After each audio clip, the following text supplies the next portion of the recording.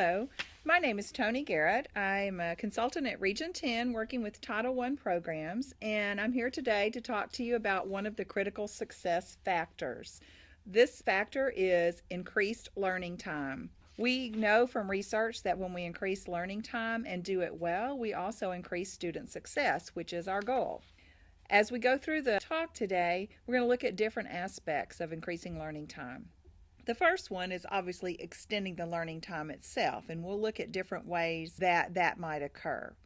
Another way, though, that we can increase learning time is to use staff collaborative planning well so that the staff is able to use the time that already exists in a more creative way so that it actually meets the needs of the students. Definitions of extended learning time have been found in several different locations. The first one says that additional learning time added to or built into the current school day. So you can see that it could be added on at the end or at the beginning, or it could be other time that we've actually found in the school day. And often this is used for additional instruction, especially in reading and math.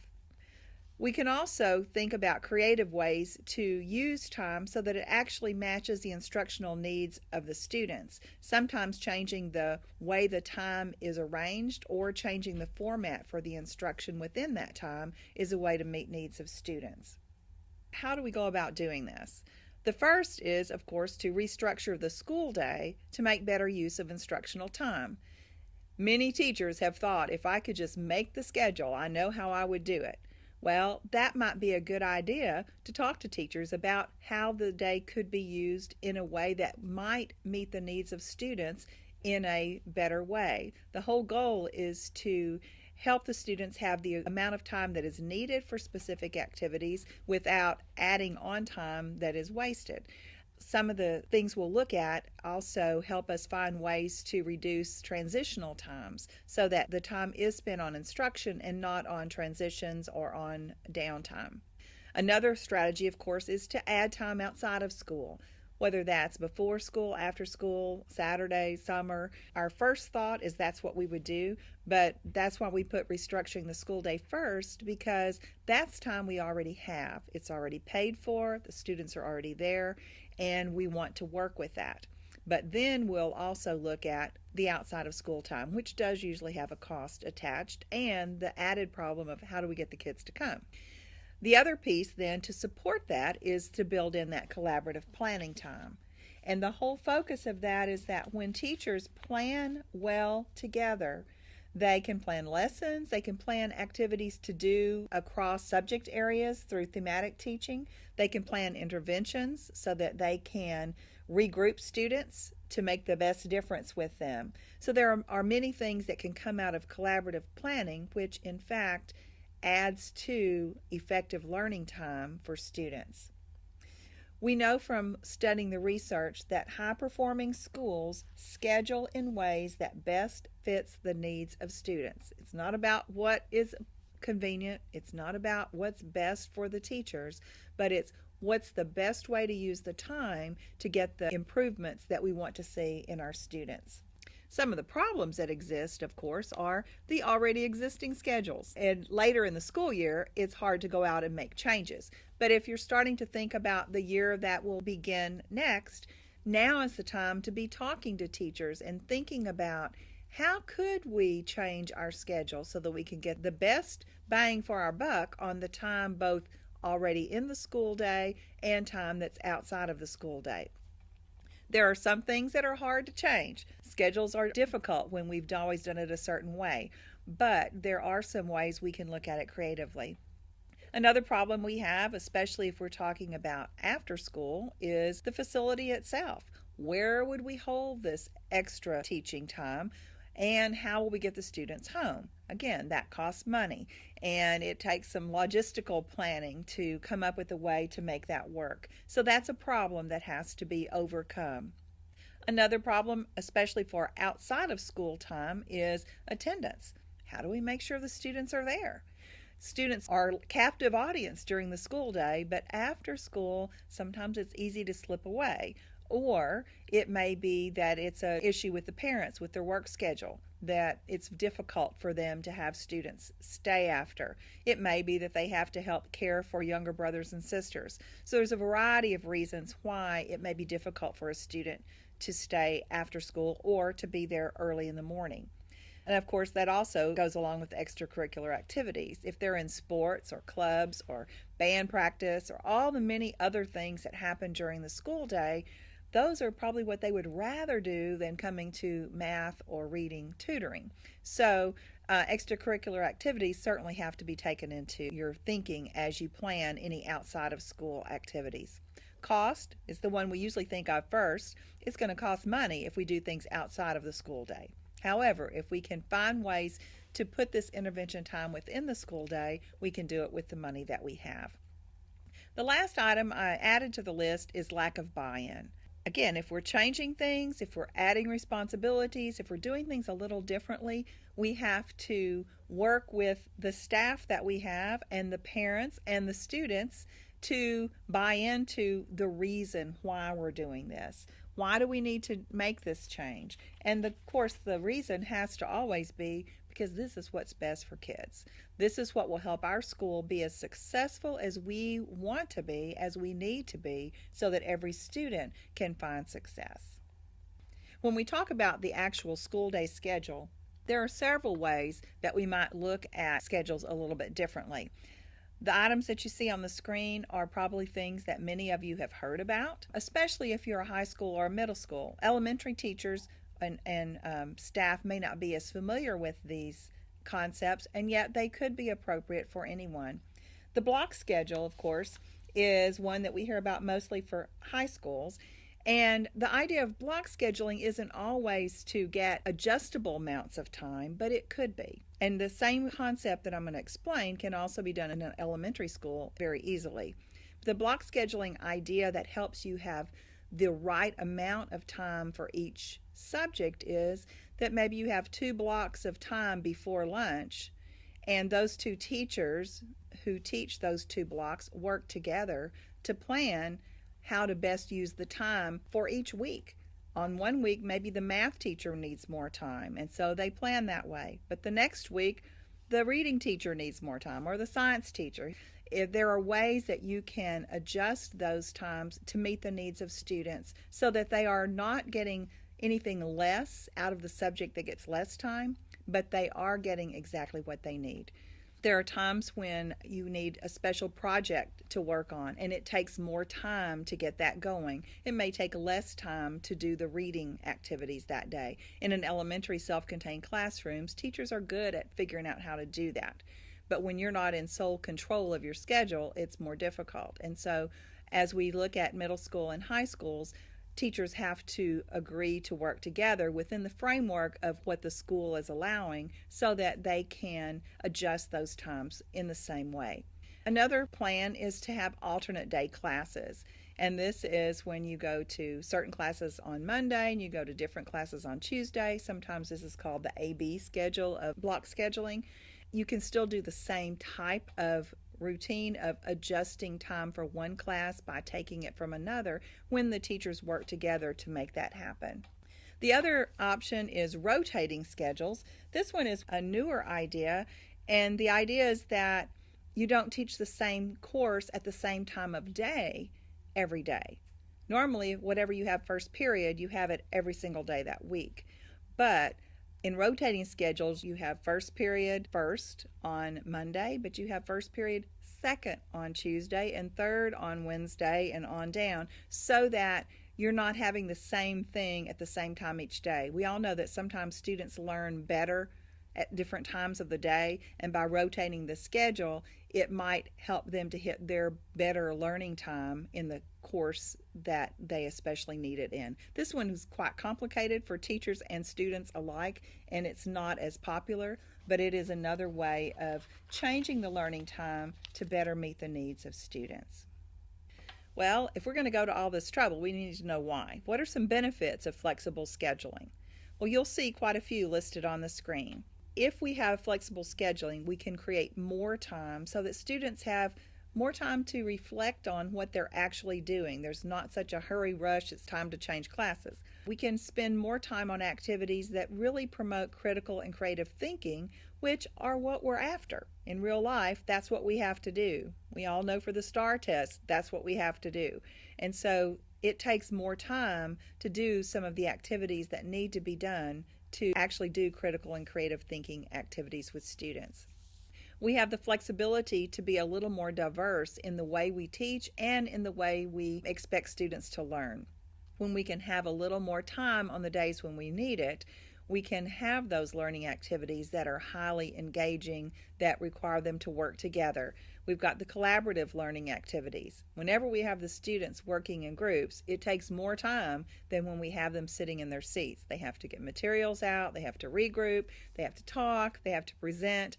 All of that takes time.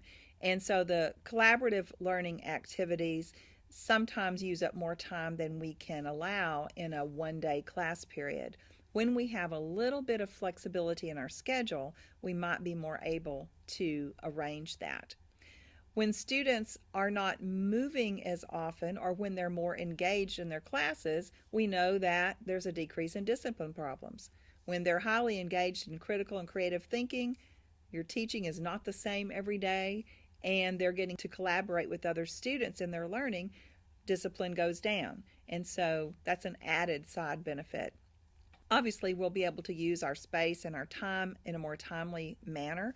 If teachers are working together, we're also using our staff more creatively, using our staff in a better way, and we reduce that transition time, which eats up valuable minutes as students change classes. All right, let's talk about out-of-school time. This is the other option for increasing learning time. We've talked a little bit about some of the disadvantages and that how do we get the students to stay and what about transportation.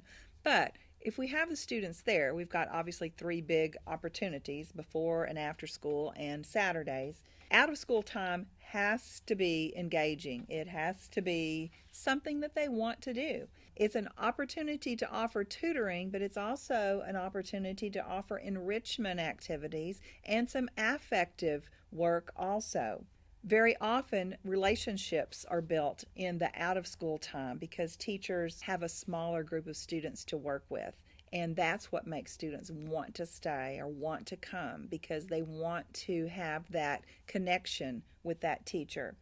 Sometimes we use different materials or different methods after school, again, because we have smaller groups and we're able to plan a little bit differently. We may be able to do more hands-on activities, which are more engaging, but which also help our students to learn more effectively. So out-of-school time is a very valuable resource for us if we're able to use that. Research has been done in a variety of places on what are the benefits of out-of-school time. They are targeted because you know exactly which students are coming and what their needs are. Usually students are grouped in out-of-school time by individual need so that you can target specific objectives that you need to work on a daily basis depending on which students will be there. There's also, of course, the smaller ratio so that you don't have a whole classroom full of students. You have only certain ones who need what you're working on, and you can focus on them in a much more targeted way. The research on out-of-school time shows three main benefits that show up when a program is done well. Obviously, number one is academic achievement, that students' achievement and learning goes up because they have that intense instruction that is focused on what they actually need and that a teacher is able to spend quality time just with them. Also, attendance in the regular school day goes up because the students feel more successful. Behavior improves. And because of that relationship that is built in outside of school time. So, if you haven't done outside of school time activities before, don't leave those out just because you think, oh, well, I don't know how much it will cost. It's certainly worth investigating. It is not for every student. This would be for those students who actually have the need. But again, it's not just more worksheets. It has to be targeted. It has to be engaging. Having enrichment activities is just fine. It doesn't have to be just tutoring. It's helping them to see the value in what it is that you're learning and building the relationship while you're working with the students on their academic needs. Well, if we believe this is something that we want to do, how do we go about building this extended learning time? And step number one is part of the culture on our campus that we are innovative, that we are looking for new things, that it's okay to try something new. No, we haven't done it this way before, but let's give it a try. If we're talking about changing schedules, that's innovative if that's not something that we've done.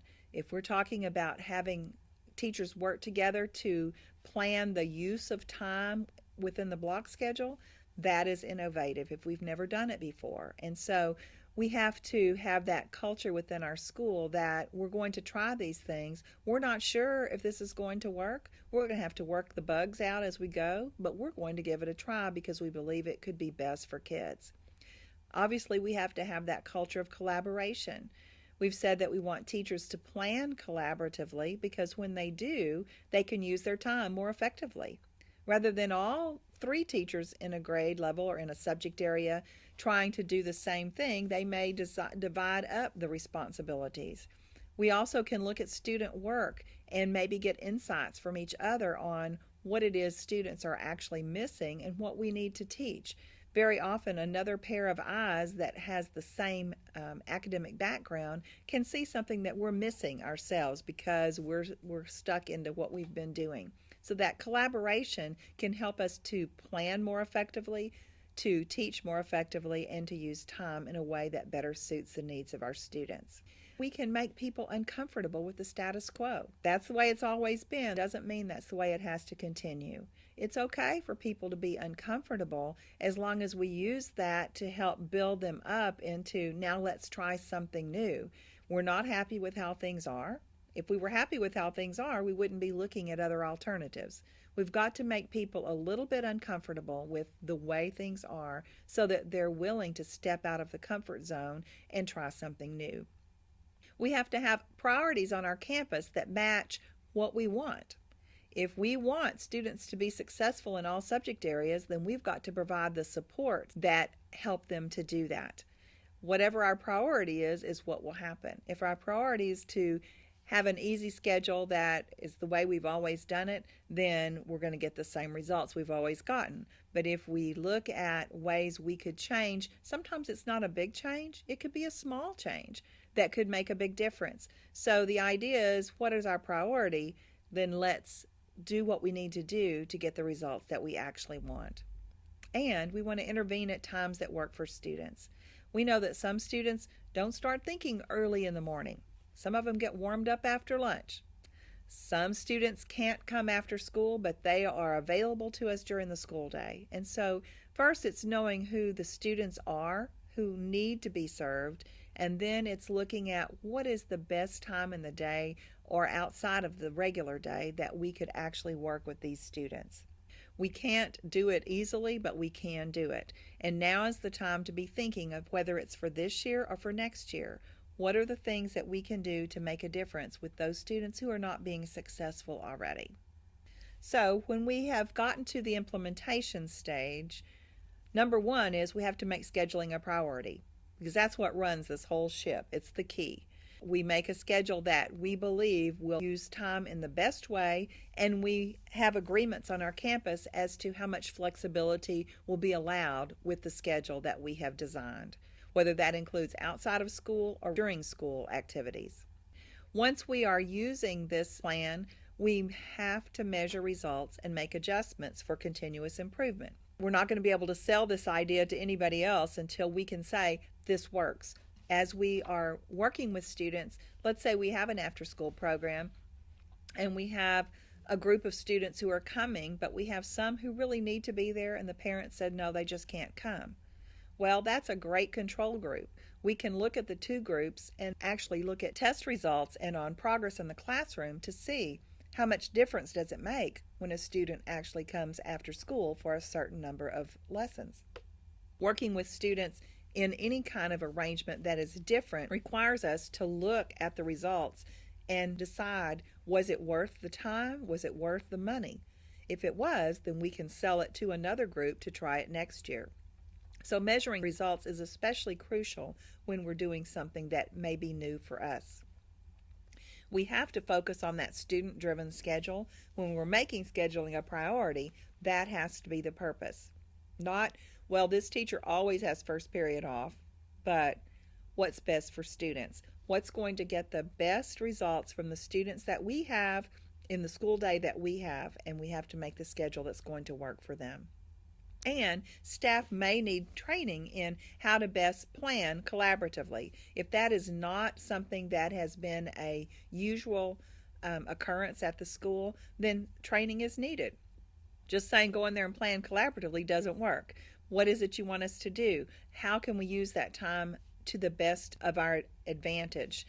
There are some tools that teams can use in planning that will help them to do a better job of planning collaboratively, having an agenda, evaluating the meeting, sticking to the topic, and making sure that the topic is based on what's best for students. It's not about talking about discipline or anything outside of school. It's for focusing on planning lessons, looking at student work, and making a difference in the lives of the students.